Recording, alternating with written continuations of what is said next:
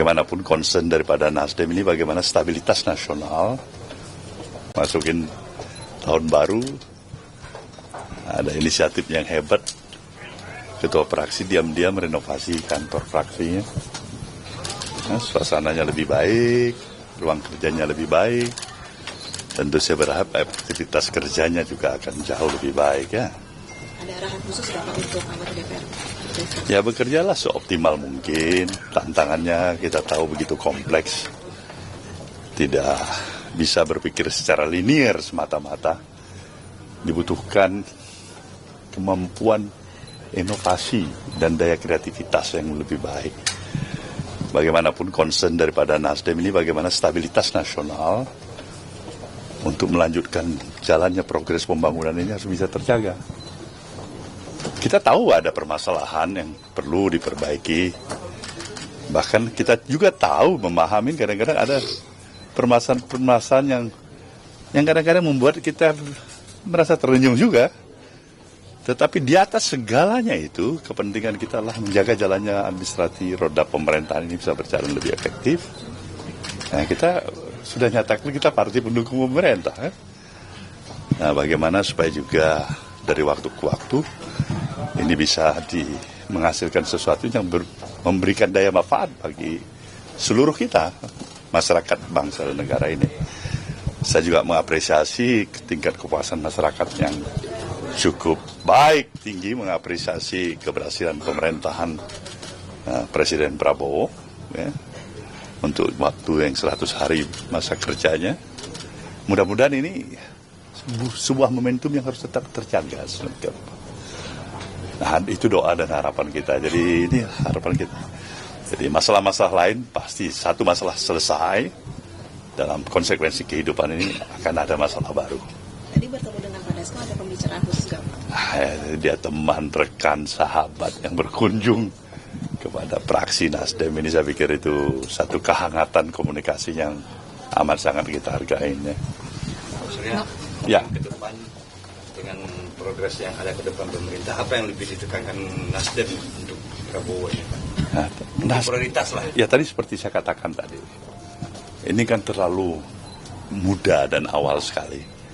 1 tahun paling tidak dalam perspektif pandangan saya dibutuhkan waktu untuk mempersiapkan sedemikian rupa. Karena pikiran-pikiran besar, ya termasuk katakanlah target-target besar loh. Ini bukan target-target ringan, saya harus jujur menyatakan ini. Ini kan memerlukan seluruh effort untuk tingkat keberhasilan yang mengantarkan sukses story bagi tidak hanya pemerintahan ini, tapi sejarah bagi kita. Surya, Ya. kalau Nasdem sendiri ini akan mendorong apa yang prioritas yang akan didorong dari program Prabowo Gibran? Nah, itu sudah benar semuanya program ini, tergantung sekarang ini bagaimana bisa nggak kita implementasikan sedemikian rupa. Bagaimana agar kita menjaga tidak terlalu deviasi terjadi dari apa yang kita rencanakan di atas kertas, objektif lapangannya nanti itu perlu dijaga. Ya kan, akhirnya tidak deviasi daripada target dan harapan kita. Itu penting saya pikir. Nah, ini tidak bisa hanya dikomunikasikan secara formal. Formal itu perlu sidang lah, inilah, itulah, rapat. Saya pikir dengan perjalanan usia saya seperti ini, ya, apa yang saya sudah laluin dalam peran dan aktivitas saya di institusi partai politik, saya tidak juga bisa bilang tidak. Komunikasi informal itu tidak kalah pentingnya. Nah, jadi inilah saya katakan semangat kekeluargaan, kehangatan. Kadang-kadang kalau kita kritis ya, kadang-kadang kita bicara informal, itu jauh barangkali tidak terasa mengkritisi itu.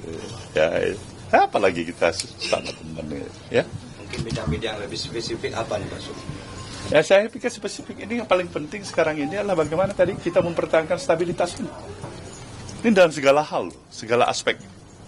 Moneter kita misalnya, jangan terganggu. Sepanjang bangun perekonomian kita bisa berjalan seperti apa yang kita rasakan hari ini. Ya, ada prospek yang diyakinin.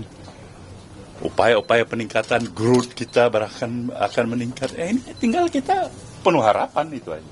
Ya, baik, terima kasih ya.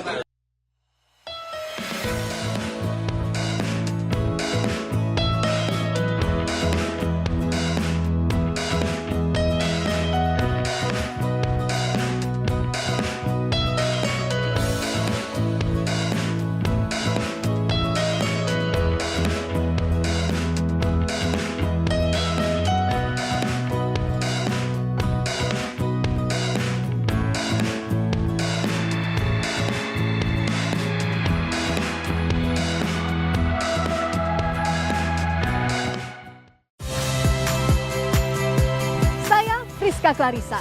Saksikan program-program Kompas TV melalui siaran digital, pay TV, dan media streaming lainnya. Kompas TV, independen, terpercaya.